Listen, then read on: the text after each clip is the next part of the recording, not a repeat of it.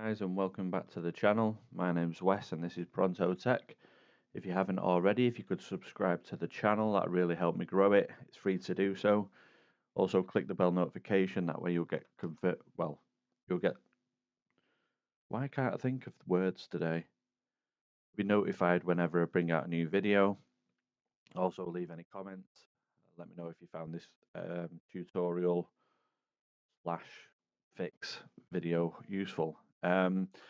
So when I upgraded from Windows 10 to Windows 11, every second or third time I booted up my laptop, I couldn't use the keyboard.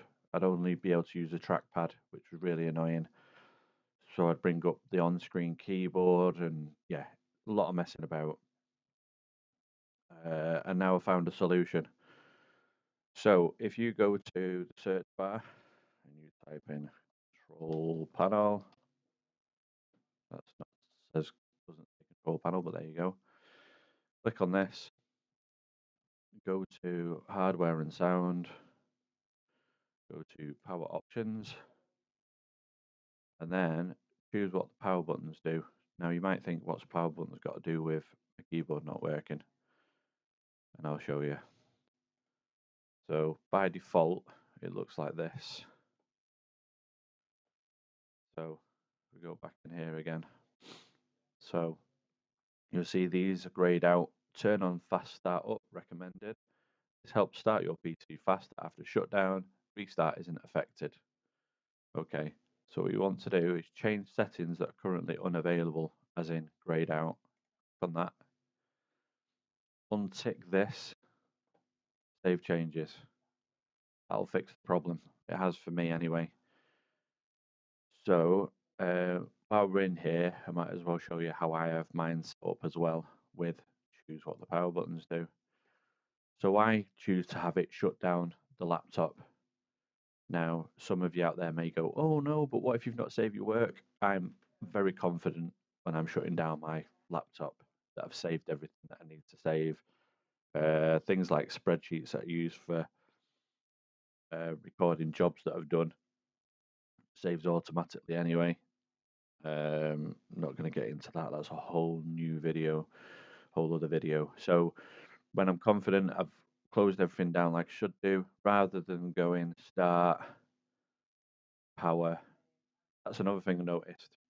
I have to click twice on this power button sometimes to shut it down. But anyway, so instead of doing start, power, shut down, I just press the power button and it's done. When I press the sleep button, sleep, that speaks for itself, that's obvious. What's less obvious is that I've got my laptop on a dock all the time. So it's always receiving power, which can be a downside if your battery power is already good, but mine has never been good. It's a second-hand laptop. So when it's plugged into the dock, it's giving me access to my second screen that I'm recording this on. It gives me access to my external wired mouse and keyboard. Saves me on batteries. But as soon as you unplug it from the dock, it stops receiving a charge and it cuts out all the external peripherals, I think they're called. So because my battery power is so poor, if I'm away from my laptop for any amount of time, rather than shutting everything down, I put it to sleep and disconnect it from the power supply, i.e. the dock. So that's why I do that. And then thirdly, do nothing when I shut the lid.